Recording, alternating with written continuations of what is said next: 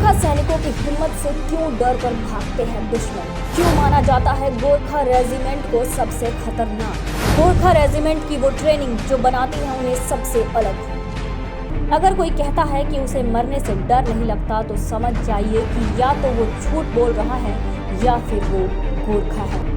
हम ये बात क्यों कह रहे हैं? तो आज हम आपको एक ऐसी सेना के बारे में बताने जा रहे हैं जिसके बारे में जानकर आप भी सैल्यूट करेंगे। भारतीय सेना दुनिया के 5 ताकतवर सेना में से एक है। इसकी बहादुरी और दुश्मनों से निडर होकर लोहा लेने के कारण भारतीय सेना पूरी दुनिया में प्रसिद्ध है। लेकिन इसी भारतीय सेना में एक ऐसा भी रेजिमेंट है जिससे युद्ध करना तो दूर, इस रेजिमेंट के नाम से भी दुश्मनों के छक्के छूट जाते हैं, जिसके आने की खबर सुनने मात्र से पाकिस्तान की सेना भाग खड़ी हुई थी, जिसने मात्र 800 होते हुए भी 4500 अंग्रेजी सैनिकों को पानी मांगने पर मजबूर कर दिया था, जिसकी युद्ध कला से प्रभावित होकर अंग्रेजों ने उन्हें हारने के बाद भी सम्मान सहित अपनी सेना का एक अहम हिस्सा बना लिया, जो आज की तारीख में भारत की शान है। ये रेजिमेंट है गोरखा रेजिमेंट। आप इनकी ताकत का अंदाजा केवल इस बात से लगा सकते हैं कि इनके लिए 11 रेजिमेंट बनाए गए हैं, जिन्हें गोरखा राइफल्स के नाम से जाना जाता है। इसमें फिलहाल 80,000 तो नेपाली गोरखा शामिल हैं, जो गोरखा राइफल्स में शामिल गोरखा सैनिकों का 70% है। अब जानते हैं कि कैसे शुरू हुआ गोरखा रेजिमेंट। साल 1814 में अंग्रेजों ने नेपाल पर अधिकार करने के इरादे से नेपाल पर हमला किया था। उस वक्त अंग्रेजी सैनिकों की संख्या करीब 4500 थी, तो वहीं गोरखाओं की संख्या 800 के करीब थी। अंग्रेज करीब 2 सालों तक युद्ध लड़ते रहे। लगभग अंग्रेजों की पूरी सेना खत्म हो चुकी थी, लेकिन गोरखा सैनिक झुकने को तैयार नहीं थी। मगर तब भी अंग्रेजों की ताकत ज्यादा थी। गोरखा अंग्रेजों के कैद में थे, लेकिन अंग्रेजों ने उन वीर गोरखाओं को बड़ा सम्मान दिया और 1817 में गोरखा राइफल्स की स्थापना बनारस में की। इसके 10 रेजिमेंट बनाए गए। दूसरे विश्व युद्ध के दौरान गोरखा सैनिकों ने दुश्मनों के छक्के छुड़ा दिए थे।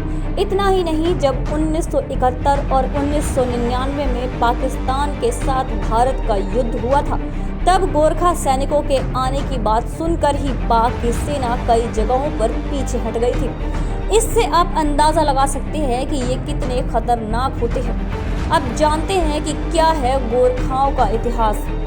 गोरखा नेपाल के एक छोटे से समुदाय से ताल्लुक रखते हैं। नेपाल में एक गांव का नाम गोरखा है और सबसे पहले गोरखा यहीं से आए थे।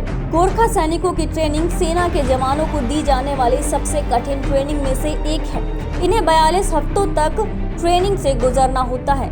इन्हें मानसिक और शारीरिक तौर पर हर परिस्थिति में लड़ने और जीतने की ट्रेनिंग दी जाती है। इतना ही नहीं, हर गोरखा सैनिक को गोरखाली भाषा आनी चाहिए।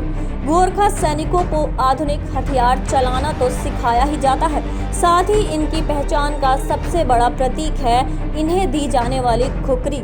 खुखरी नेपाल का राष्ट्रीय हथियार है। ये करीब 12 इंच का होता है और ट्रेनिंग के दौरान इन्हें सिखाया जाता है कि अगर ज़रूरत ना पड़े तो हथियारों का इस्तेमाल ना करें, अपने खुखरी की कला को दिखाएं और दुश्मनों के छक्के छुड़ाएं। इस खुखरी का सिंबल हर गोरखा सैनिक की टोपी पर बना होता है, जो पहचान होता है कि आप गोरखा रेजिमेंट का हिस्सा हैं।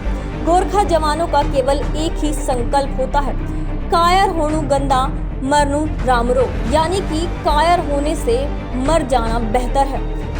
आपको बता दें कि भारत से पहली बार दुश्मन देश में जाकर दुश्मन देशों से लोहा लेने के लिए गोरखा रेजिमेंट से ही भेजे गए थे। गोरखा सैनिकों की खास पहचान होती है इनकी तिरछी टोपी। आपको बता दें कि पूर्व आर्मी चीफ बिपिन रावत भी गोरखा रेजिमेंट का ही हिस्सा थे।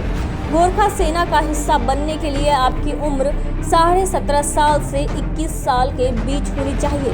जब अंग्रेज भारत छोड़कर गए थे, तब भी उन्हें गोरखा सैनिकों की ताकत पर पूरा भरोसा था और अंग्रेजों ने 10 रेजिमेंट में से 2, 6, 7 और 10 रेजिमेंट को ब्रिटेन ले जाने की बात रखी।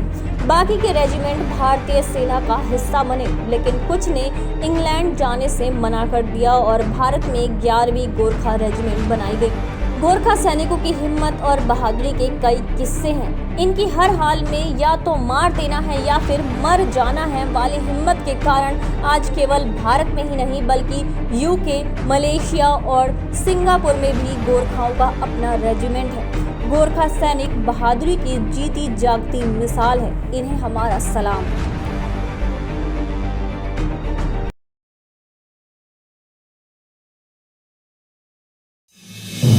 आप देख रहे हैं नेट्रिक न्यूज, साहस सच कहने का।